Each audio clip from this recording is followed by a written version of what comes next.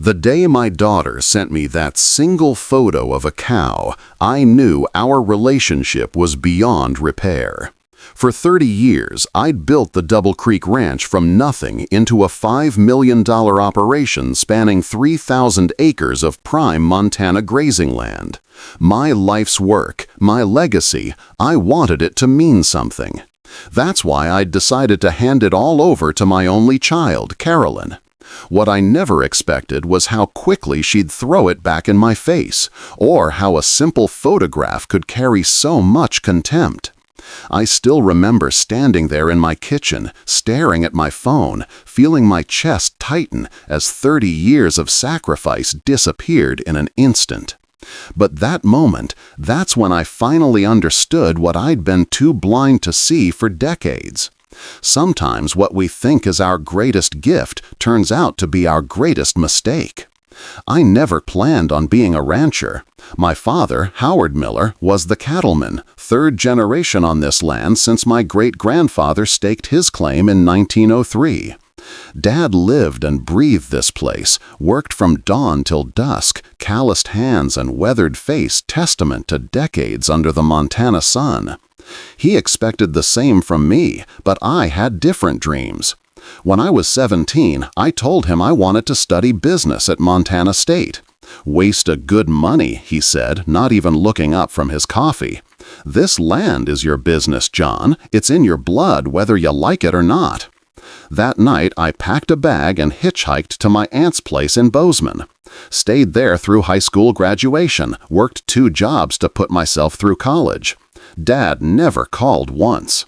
I met Carolyn's mother, Elaine, during my junior year. She was studying veterinary medicine, brilliant, beautiful, fearless. We married right after graduation and moved to Billings, where I landed a job with an agricultural investment firm. When Carolyn was born in 1992, everything changed. I'd look at her tiny face and feel this overwhelming need to build something lasting. Then came the call in '95. Dad had suffered a massive stroke. The doctor said he might never walk again. When I visited him in the hospital, his first words were, "Ranch is going to hell." Not hello, not how's my granddaughter, just the ranch. Against Elaine's wishes, we moved back to Double Creek. I told myself it was temporary, just until Dad recovered or we could sell the place. But that first spring, watching new calves wobble across pastures my ancestors had tended, something clicked. This wasn't just land, it was history, heritage, something tangible I could pass down. Elaine didn't see it that way. "This place is quicksand, John," she said one night after another 18-hour day. "It'll swallow you just like it did your father." 6 months later, she was gone, taking 4-year-old Carolyn back to Billings. I got weekend visits that slowly dwindled as my daughter grew more distant with each passing year. Meanwhile, I threw myself into modernizing the ranch. Implemented rotational grazing systems, invested in premium breeding stock, built our own processing facility to cut out middlemen. Double Creek became known for sustainable practices and premium beef long before it was trendy. Ranchers from 3 states over would visit to see what we were doing. Dad watched it all from his wheelchair on the porch, offering criticism but never praise. When he passed in 2008, his last words to me were, "Don't mess it up." By then, Carolyn was 16, a stranger who spent obligatory holidays at the ranch, always with her phone in hand, counting days until she could leave. One Christmas, I overheard her on the phone. "Yeah, stuck in cow country again. My dad thinks this dump is worth something." That hurt, but I told myself she was young, that someday she'd understand what I was building for her. I sent her to the best colleges, funded her apartment in Seattle when she decided to pursue graphic design instead of coming back to the ranch. "It's fine," I told myself. "She'll come around eventually." The grand gesture was my idea. For her 30th birthday, I would sign over the entire operation, lock, stock, and barrel. Double Creek Ranch would be hers, along with the trust fund I'd built from our profits, $5 million in assets, free and clear. This would be my redemption, my way of showing her that everything I'd done, including choosing the ranch over a life with her and her mother, had been for her future. What I didn't know was that Carolyn had a secret of her own, one that would turn my grand gesture into the most humiliating moment of my life. I planned the transfer of ownership to coincide with the Montana Cattlemen's Association annual banquet, a big deal in our world.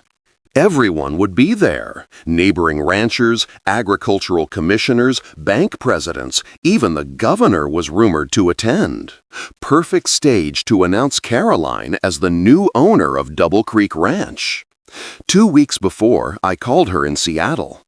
"Dad, I'm on deadline," she answered, the familiar annoyance in her voice. "This is important, Caroline. I need you at the Cattlemen's Banquet on the 15th.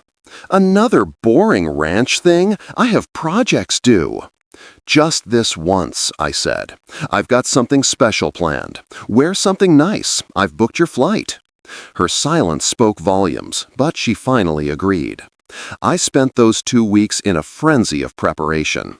Had the ranch attorney draw up transfer documents, ordered a custom silver belt buckle with the Double Creek brand and Caroline's initials, invited everyone who mattered in 3 counties, even had the ranch hands clean up the old foreman's house so Caroline would have a place of her own whenever she visited. The night before the banquet, I picked her up at the Billings airport. She'd cut her hair short since I'd last seen her and dyed it purple at the tips. City clothes, expensive watch, my daughter looked like a stranger. "You look good," I lied. "How's Seattle treating you?" "Fine." She stared out the window at the passing landscape. "How long is this thing tomorrow?" "Few hours. It's important." "It's always important, Dad. That's the problem." We drove the rest of the way in silence.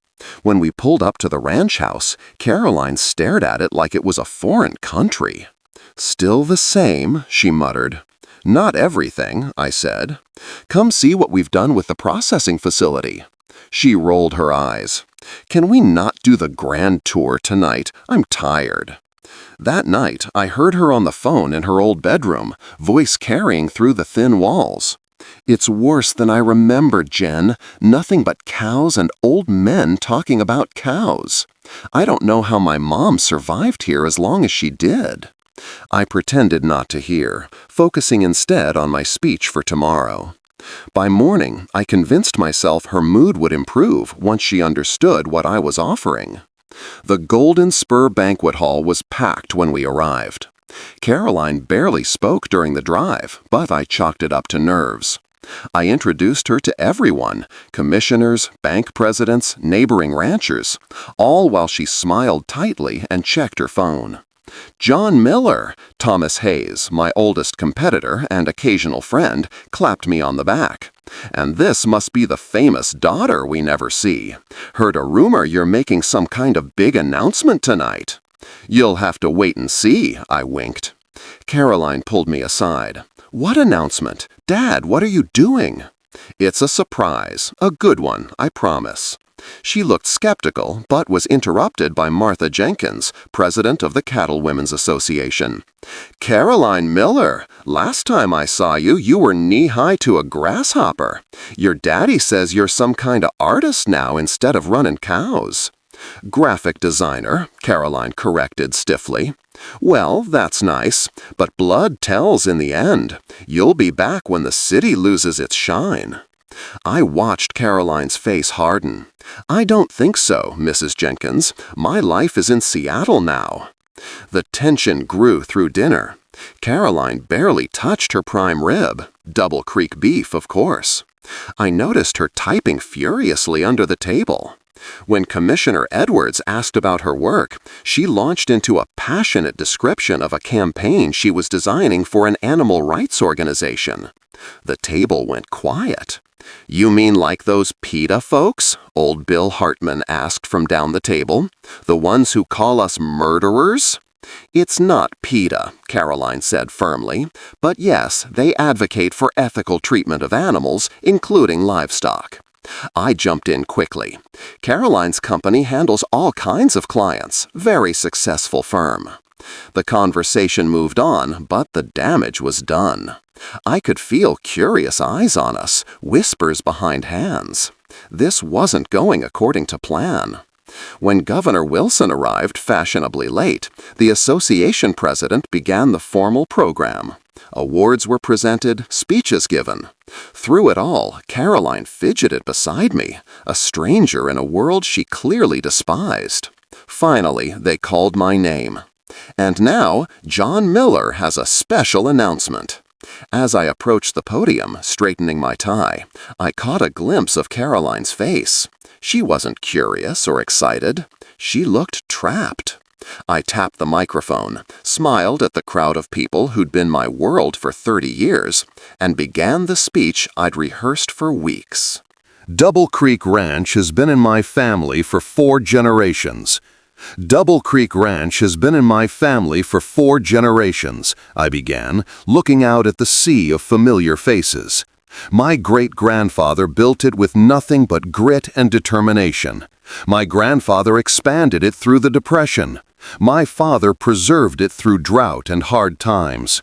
I could see heads nodding, these people who understood the weight of legacy.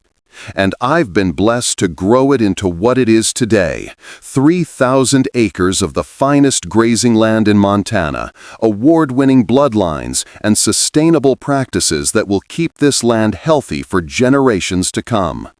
I paused, my practiced words suddenly sticking in my throat as I glanced at Caroline. She was staring at her phone again, not even listening. But a ranch isn't just land and cattle, I continued, voice tightening. It's a legacy, something to pass down, something that connects us to our roots and gives our work meaning beyond ourselves. The room had gone completely silent.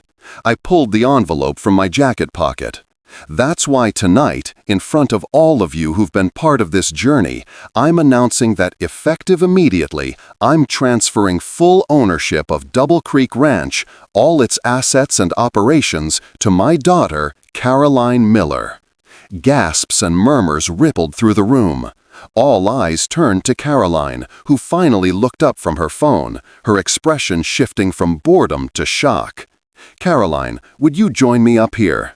She didn't move at first. Then, slowly, she rose and walked to the podium like she was approaching a gallows. The polite applause couldn't mask the tension. I handed her the envelope containing the deed and transfer papers, then reached into my pocket for the silver belt buckle. This buckle bears the brand that's been in our family for over a century. Now it's yours, along with everything else. The photographers from the local paper moved in. This was supposed to be the moment, father and daughter, the perfect handoff of a Montana legacy. But Caroline just stared at the envelope, not opening it. Her hands were shaking. "Say something, honey," I whispered. She looked up, first at me, then at the crowd of ranchers and their families. I'll never forget the look in her eyes. Not gratitude, not joy, but something like horror mixed with rage. "You think this is what I want?" Her voice was quiet at first, but gaining strength. "You think this makes up for everything?" The room went dead silent. "Dad, I don't want your ranch. I've never wanted your ranch. I've spent my entire life trying to get away from this place." I tried to cut in. "Caroline, maybe we should discuss this." "No, you've never listened before, so you're going to listen now." She turned to face the crowd. "My father thinks this grand gesture erases 30 years of choosing this place over his family, over me." My face burned as hundreds of eyes bored into me. "Do you know what my earliest memory is?" she continued, voice cracking. "Sitting at the kitchen table on my birthday, cake in front of me, waiting for hours for my father to come in from checking cattle. He never showed." "That's not fair," I protested weakly. "What's not fair is growing up knowing a bunch of cows were more important than I was. What's not fair is watching my mother cry herself to sleep because her husband was always too busy with the ranch to remember their anniversary." People were shifting uncomfortably in their seats. Governor Wilson was suddenly very interested in his water glass. And now you think you can just hand it all over like some kind of prize? Like I should be grateful? She slapped the envelope against my chest. Here's what you never understood, Dad. I don't need your land or your money. What I needed was a father who showed up, who put me first, just once. The silence was deafening. I stood frozen, clutching the envelope, as 30 years of carefully constructed respect crumbled around me. These people, my peers, my community, were witnessing my complete humiliation. Then Caroline delivered the final blow. There's something else you should know. I've been working with Horizon Development for the past year. They want to buy the land adjacent to Double Creek for a resort development. I've been their local consultant. The name hit me like a physical blow. Horizon had been trying to buy up ranch land throughout the valley, turning it into luxury vacation homes and golf courses. I'd been leading the fight against them. You've been working for Horizon? I could barely get the words out. Against your own family's interests? I've been working for myself, she said coldly. Something you taught me well. She turned and walked away from the podium, straight out the door of the banquet hall, leaving me standing there holding the unwanted deed to my life's work, facing a room full of stunned silence. As the door swung shut behind her, Thomas Hayes let out a low whistle that seemed to echo through the hall. I had never felt so small, so utterly defeated in all my life. The banquet dissolved into chaos after Caroline left. Some people approached with awkward condolences, others pretended nothing had happened, and a few couldn't hide their satisfaction at seeing John Miller finally taken down a notch. I don't remember much of it, just a blur of faces and the burning sensation of shame as I made my excuses and left. Caroline's rental car was gone when I got home. She'd packed and disappeared without a word. I sat alone in my kitchen, the transfer papers spread before me, wondering how I'd misread everything so completely. The next morning, ranch manager Mike Townsend found me still sitting there. "Boss, the hands are waiting on instructions for the north pasture rotation." "Handle it," I muttered. Mike hesitated. "Folks are talking about what happened last night." "Let them talk." "For what it's worth, I think Miss Caroline was out of line. This place is something special. She just doesn't understand what you built." But that was just it. I hadn't built it for me. I'd built it for her, convinced myself that was enough. 3 days passed in a fog. I barely left the house. Then Betty Carruthers called, my ex-wife's oldest friend, still in Billings after all these years. "John Miller, you stubborn old mule, I'm coming over. Don't argue." Betty arrived with a casserole and 30 years of unfiltered opinions. As we sat at my kitchen table, she didn't mince words. "You really thought giving Caroline the ranch would fix everything, didn't you?" "It wasn't about fixing things," I protested. "It was about giving her a future, security." Betty shook her head. "John, did you ever once ask Caroline what she wanted?" The question hit like a physical blow. Had I? Ever? "You know," Betty continued, "Elaine used to tell me how you'd make all these plans for the ranch, for Caroline's future here, without ever considering what either of them wanted. Elaine left because she hated this place. Elaine left because you stopped seeing her. You saw the ranch, the legacy, but not the woman right in front of you." Betty pushed the casserole toward me. "Same with Caroline." That night, I did something I hadn't done in years. I opened the old storage trunk containing Elaine's things she'd left behind. Among them, a photo album I'd never looked through. Pictures of Caroline as a child, school projects, drawings, a life I'd barely been part of. And there it was, a crayon drawing labeled "My Family" in childish scrawl. A small stick figure standing alone between a house and a field of cows. No mother, no father. The next morning, I called Caroline's office in Seattle. Her assistant refused to put me through. "Miss Miller is not taking calls from Montana," she said pointedly. "Then tell her I'm selling Double Creek Ranch," I replied. 2 hours later, my phone rang. "What do you mean, selling?" Caroline's voice was sharp. "To who? Horizon?" "No," I said quietly. "I'd never sell to developers. I'm talking to the Montana Land Conservancy. They'll preserve it as working ranch land, but with environmental protections in perpetuity." Silence on the line. "Why are you doing this?" she finally asked. "Because you were right. I've been hiding behind this land my whole life, telling myself I was building something for you, when really I was just avoiding the harder work of actually being there for you." More silence. "There's something else," I continued. "I found some of your mother's things, letters she wrote to you that she never sent, things about me, about us, that you should know." 2 weeks later, Caroline returned to the ranch.